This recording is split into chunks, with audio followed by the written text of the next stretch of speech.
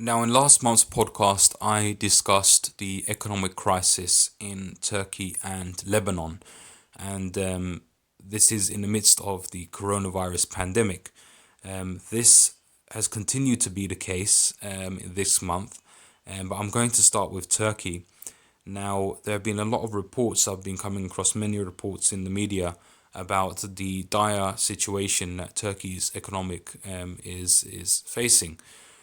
Now, the Turkish lira, Turkey's currency, has been declining in value for a number of years now.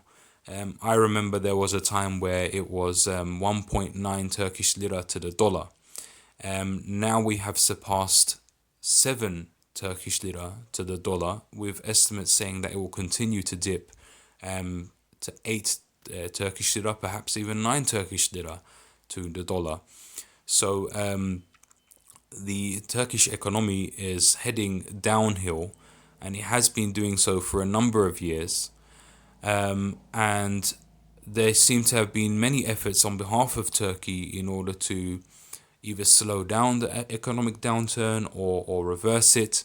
But none of that has seemed to work. A couple of years ago, the Turkish president Recep Tayyip Erdogan chose his son-in-law and former energy minister Berat Albayrak to take over the finance ministry of the country, and it was in 2018 where the Turkish government themselves started to acknowledge that, hold on, this is a problem, and we need to start reassuring investors and businessmen in Turkey that we are on top of this problem. So Berat Albayrak, the finance minister, who had just started his job back then, came out and made a public speech in which he tried his best to outline his plans for economic recovery. However, when he was making that speech, literally at the moment he was making that speech, US President Donald Trump, on the other end of the Atlantic, was announcing sanctions targeting certain Turkish ministers over the imprisonment of a US pastor in Turkey. And that announcement literally caused the dollar to spike against the lira. It only lasted a few days before the lira started regaining and going back to its normal trajectory, but the trajectory it was on was not a good one. Now, the speech that Donald Trump made that spike happen, and it caused a lot of panic in the Turkish markets, but then that panic died down.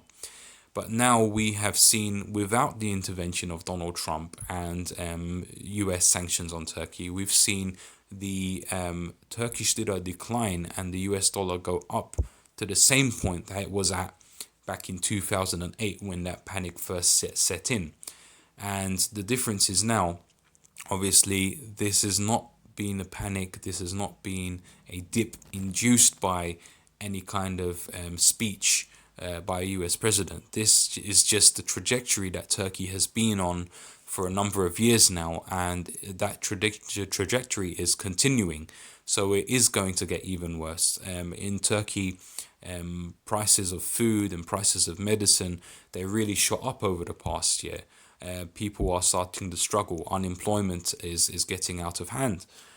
So nobody seems to see any solution to what's happening. And the most obvious solution for any country, just as Lebanon has done, would be to get a loan from the IMF in order to help restore some kind of growth. However, we have to keep in mind that President Erdogan has been surviving this long as the leader of Turkey on the premise that he has actually paid off Turkey's debts to the IMF previously. Before he came to power, Turkey was heavily in debt to the IMF. Turkey had just come out of a huge economic recession back in the year 2000 roughly, and then Erdogan was elected prime minister in 2002. And for the most part of Erdogan's reign, Turkey has been on the economic uphill. They've actually been improving economically. He's helped develop the nationwide infrastructure. Up until around, I'd say, 2012 or 2013, Turkey was going in the right direction in terms of its economy. But there were certain reforms to the economy that he failed to make. For example, its heavy dependence on construction, which just continued going on and on and on. And there were a lot of warning signs back then that this is a bubble that's about to burst. Around 16% of Turkey's economy, GDP, was dependent on the construction sector. So it seemed that there were a lot of construction projects, which at first was fine because Turkey really needed to upgrade itself, really needed to upgrade its infrastructure. But then it just got to the point of, okay, so Erdogan has built a new palace. Did he really need to build a new palace? Okay, they're building this great big mosque in Istanbul, the biggest in Turkey, but is it really necessary? These construction projects have continued, and they're still ongoing. Yet people no longer have the money that they used to in order to buy properties. In fact, a lot of the latest luxury properties that have been developed are getting snapped up by foreigners, by people from outside of Turkey, because local people, Turkish people themselves, can no longer afford to buy these properties. I'm going on a tangent here, but the problem is that the thing that I'm trying to highlight is that there have been many problems with the Turkish economy that have existed since before Erdogan came to power, that have not been addressed. They've been swept under the rug, and now there's no more room under the rug to sweep these problems. It's now time that these problems are addressed, and it seems that no one knows how to do that. Now, Erdogan is going to resist taking any kind of loan from the IMF, because if he was to do so, he'd be undermining his whole political narrative, being that he's been the one that's paid off Turkey's former debt to the IMF. And the situation is quite dire because since the beginning of 2019, the US dollar foreign currency reserves in Turkey's central bank have depleted from $65 billion to, from what I read, is now about 25 billion. And we have to keep in mind that about 20 billion of that has been spent just this year, just since the beginning of this year up until the end of April. Those first 4 months. In the first 4 months of this year, Turkey has spent around 20 billion US dollars just to shore up the Turkish lira, and it hasn't worked. And in fact, some people are saying that the reserves, the central bank's actual reserves, could be as low as $1.5 billion. And they are just constantly circulating money in the country with privately owned banks in order to make it appear as if there is no problem in the central bank. In fact, one report that I read earlier this week was that for at least a very short, brief period of time, the central bank reserves of foreign currency had dipped below zero to minus $2 billion. So I'm not an economist. I'm not going to comment. I don't really know what's going on there. But the fact is that there is a problem. Constantly injecting US dollars to shore up the Turkish lira is not working. And Turkey is in need of cash desperately right now. They can get sources of support, donations from Qatar, as they have done so previously. When the US President Donald Trump made that speech and Turkey needed fast cash, Qatar was there to help them. But I don't think Turkey can completely rely on Qatar to bail them out every single time. Turkey needs to have a game plan of its own.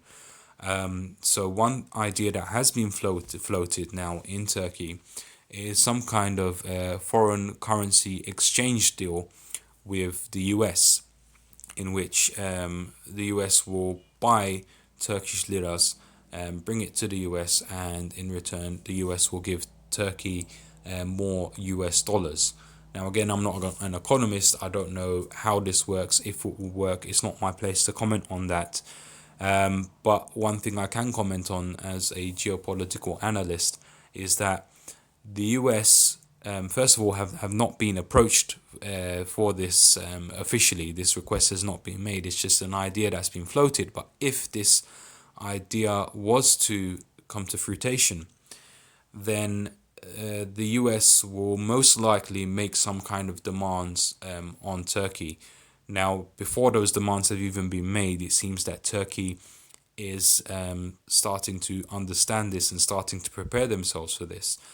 So one way that they're preparing themselves is actually the delay of the activation of the newly purchased Russian S-400 defense missiles, which Turkey bought from Russia. Now, Turkey's purchase of these missiles really angered the US, because the US was arguing that the missile defense system is not compatible with NATO defense systems. And Turkey, while Turkey's argument was that the whole reason why they had to buy these S-400s was because the US was refusing to sell Turkey US Patriot missiles, which are compatible with NATO systems. So that's a very long-standing argument. That's an argument that's been happening for many years, and Turkey ultimately purchased the S-400s, but they will risk being hit by US sanctions, which they do not need right now, if they activate those systems. So Turkey is delaying the activation of those systems in the hope that they will at least avoid any further sanctions from the US, which would completely obliterate its economy. But one good thing I can say for the Turkish economy is that I do not believe it is in anyone's interest to completely obliterate the Turkish economy, because that would have a knock-on effect. Many countries that have wheelings and dealings with Turkey would feel the impact. One country in particular, a European Union country, Spain, would feel the impact, and then from there it would just knock out many lights across Europe, across the West, and nobody wants to see this kind of mass destabilization happening all at once. I believe that Turkey will get some kind of help, will get some kind of assistance in order to stay afloat. I don't believe Turkey will go bankrupt or anything like that, but they will make sure that Turkey is tied by some kind of chain, some kind of rope, to the interests of the West, to the interests of the US, the transatlantic bloc, the NATO bloc. So this will obviously affect Turkey's role in conflicts and situations, disputes in the Eastern Mediterranean. This could, for example, affect the way Turkey cooperates with Russia in northern Syria.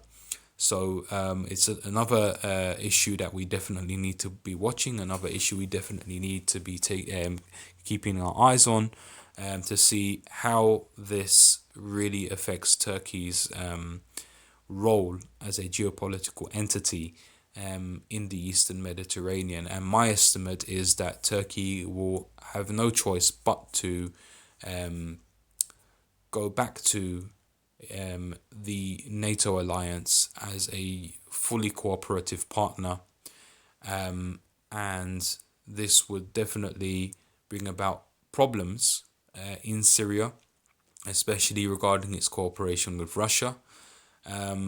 But with NATO support, if Turkey and NATO countries can make peace and put aside the problems and differences that they've had in the past, a greater cooperation between Turkey and NATO could give Turkey the strength that it needs to fulfill its agenda in the region. However, that would definitely come with its limits, as the US interests in the region will definitely take precedence over Turkey's interests in the region. And one way this could happen is by another thing that I should have mentioned when I was talking about Syria is that the joint coalition that may be formed in Syria once Bashar al-Assad is gone, if that ever happens, could actually include the US-backed SDF, the Syrian Democratic Forces, which are largely comprised of the YPG, an offshoot of the PKK, which is considered a terrorist group in Turkey. So we may see even Turkey giving some kind of concessions, not necessarily in Turkey, but in Syria. We may see Turkey giving some kind of concessions to the YPG.